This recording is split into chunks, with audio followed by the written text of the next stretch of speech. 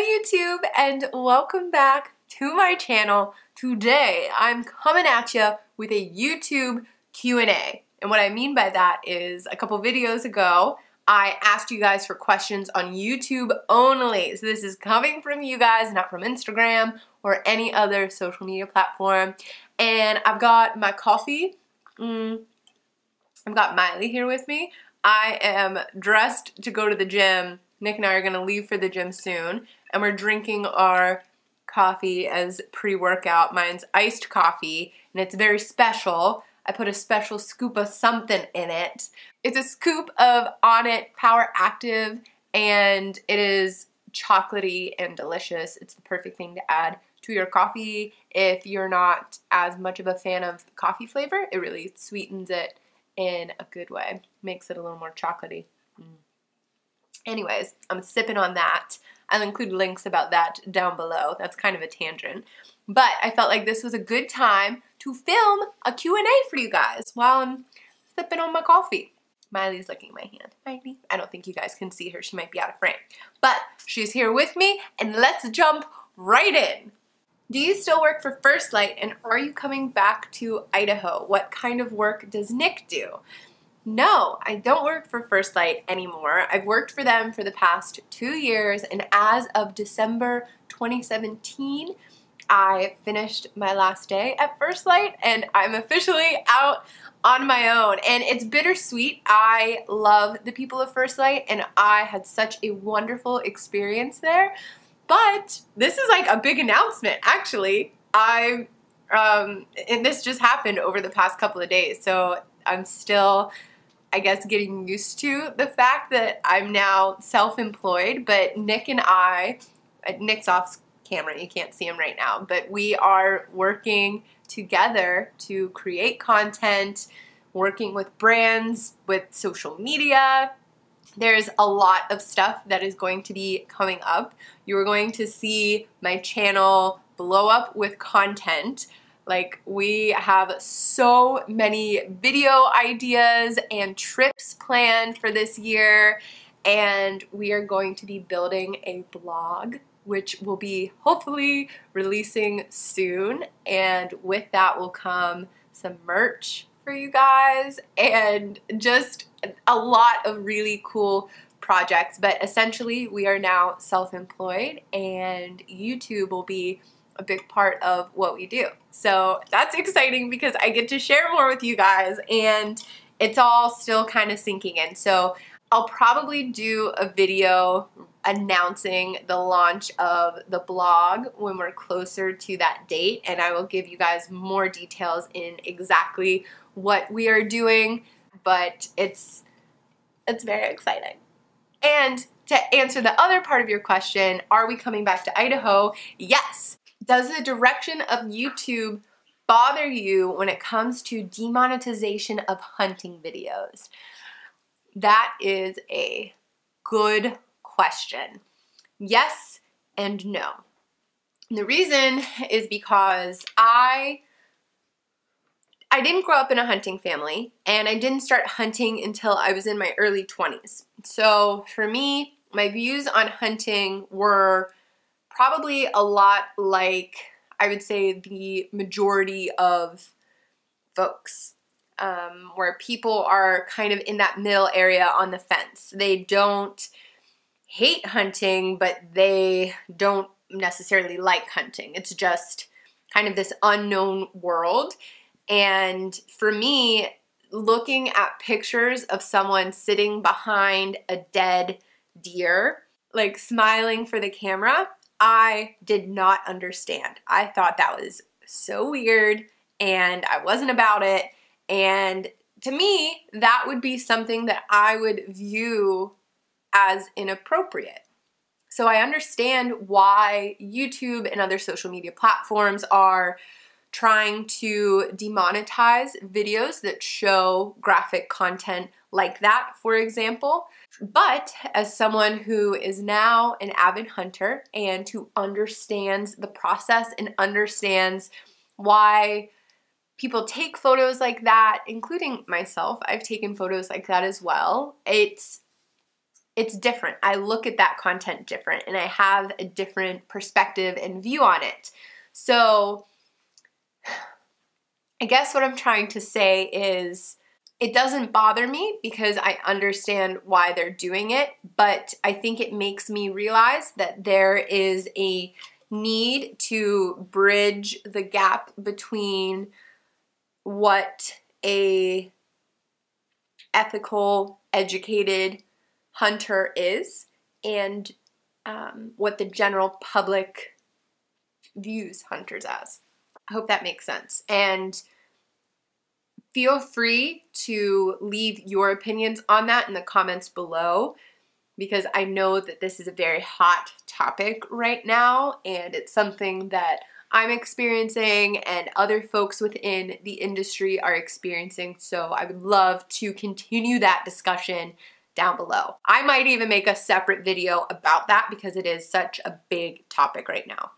How often do you guys do overnight hunting trips or multi-day trips? As many as possible, as often as possible, especially when we are living out west. Overnight trips are almost every weekend during the hunting season. If you could live anywhere, where and why? I would live in a mountain town surrounded by a lot of public land, because those are probably my two favorite things are mountains, public lands and mountains, which really are kind of the same thing.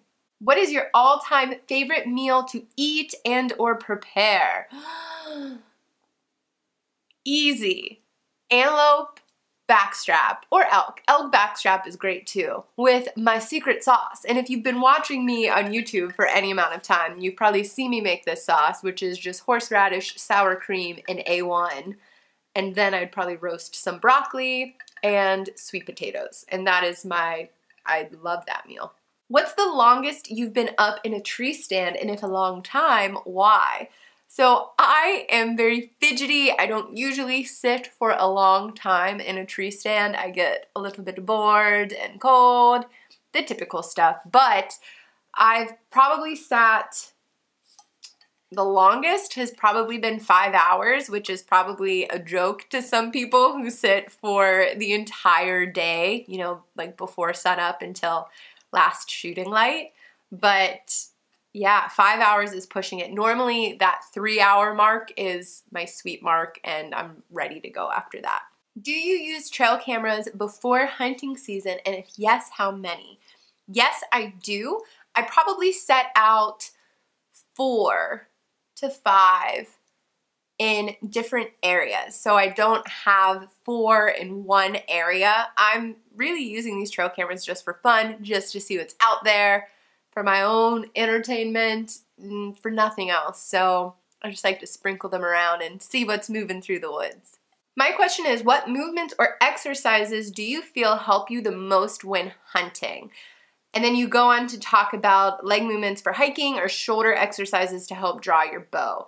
Yes, I think about both of those things whenever I'm exercising. I want to make sure that the exercises that I'm doing are functional, and I'm definitely focused on increasing my strength so that I can pull back my bow and feel confident with that. I also am working on my cardiovascular health so that when I'm hiking, I'm strong and I'm able to push myself as far as I need to and enjoy it. It's no fun if you go out hunting and you have to stop every 100 feet and you have to stop every 100 feet because you can't breathe. So yes, yes, and yes to all of the above. What are some archery practices you do in the off season to prepare for hunting? I love this question. There's so many things that you can do with archery to prepare yourself for the hunting season, and really, frankly, just to have fun. So go to archery tournaments, go to 3D shoots, go outside on a piece of public land and just practice with your friends. Or if you have a backyard where you can shoot, practice in the backyard, set up a tree stand and shoot out of the tree stand. When it's 80 degrees in the summer, put on all of your cold weather hunting gear and practice what it feels like to shoot with your gloves on. There's so many things that you can do. You can turn it into a workout. I've done that before. where you work out and incorporate shooting your bow. That's fun too. What motivates you or keeps you motivated what motivates you or keeps you motivated to work out every day? And what do you prefer to use when you go hunting, compound bow or rifle? Motivation is an interesting topic. It sounds cliche, but because I'm so active on social media, the folks who interact with my page really do motivate me to keep doing what I'm doing and to try to make myself better and to create good content and share my story, and it comes full circle. So you guys, frankly, motivate me. And what do I prefer to use when I go hunting, compound bow or rifle? Both, anything. Shotgun too. Throw anything in there that allows me to extend my season. Although right now I have a deer tag that I haven't been super pumped to hunt because it is so cold, but I'll get back out there. Regardless, any weapon, I don't have a preference. I think that it's all fun. What hunting backpack is your all-around backpack and why? This is a tough question because if I am going on a multi-night backpacking trip, I need a backpack that will allow me the comfort and support to carry a heavier load, because I'm obviously carrying my tent, my sleeping bag, my sleeping pad, food, everything that I need for a multi-day trip. And that is very different than the kind of bag that I would use here in Western Pennsylvania if I'm, hunting whitetail from a tree stand. So I don't know that there is a all-around backpack for hunting. I would say you need to get a little more specific to the type of critter that you're hunting. Who is that helping you with the deer processing? Sister? No, that's my friend Marta. Marta has been in a couple different videos. She visited me out in Idaho a bunch of times. Her and I have been friends since high school. I have a question about your bike. Is it easy to ride on trails, and what should I be looking for when I buy one? Ooh. I have a Quiet Cat 750 Eco bike, and yes, it is very easy to use. I will link my review for that bike down below, so you can go ahead and watch that. That will give you much more information than I could spiel out right here in the Q&A. How often do you work out? I work out on average 5 times per week. How can I get into hunting if I don't know any hunters? Advice. I love that. You can do it. Google search hunter safety courses in your state and take a class. You will actually have an in-person portion of the class, and you can reach out to your instructor who will be a hunter, and they can serve as your mentor, or hopefully they can recommend someone else who can help you mentor, who can become your mentor. Will you guys come to Northeast PA next fall to do a rut archery hunt on public land? Possibly. Hey, Allie and Nick, what is your favorite species of game to hunt? I love hunting elk because I love the weather in the Rocky Mountains, not just the Rocky Mountains, but I love the weather in September, and I love bugling elk. It's so much fun. And I love to sleep out on the mountain. Here, wait, come here. You were asked a question. Someone asked, what's your favorite species of game to hunt? Whitetail. Nick says whitetail. Has your move from Pennsylvania changed that opinion? Yes, for sure. So before I moved out west, the only thing that I ever hunted was whitetail. And then I moved out west and I fell in love more with backpacking on public land out west. And I think because of that, like that alone is what makes me love September elk, if that makes sense. So it's not necessarily that that I like elk more than whitetail. It's just I love backpacking in the mountains so much. So naturally, I'm gonna like that more. So yeah, it did change. Do you use any supplements? If so, what and why? Yes, I do use supplements. I actually talked about it a little bit at the beginning of this video. I use Onnit supplements, and again, all of that information is below. I won't bore you with listing out what I take and why. I'll include that information in the description box. What diet do you follow to go with your workouts? I live a very balanced life.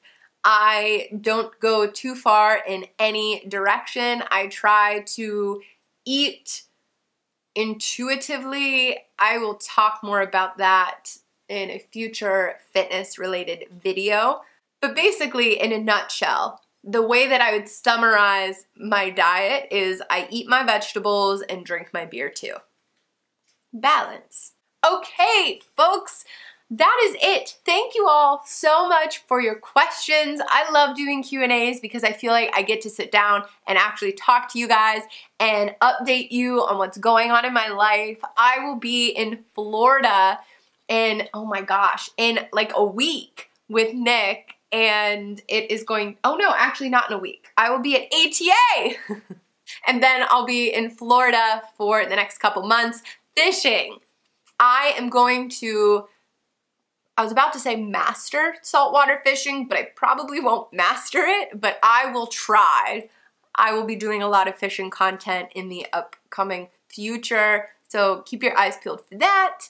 But I will end it here. Thanks again, and I'll see you in the next one.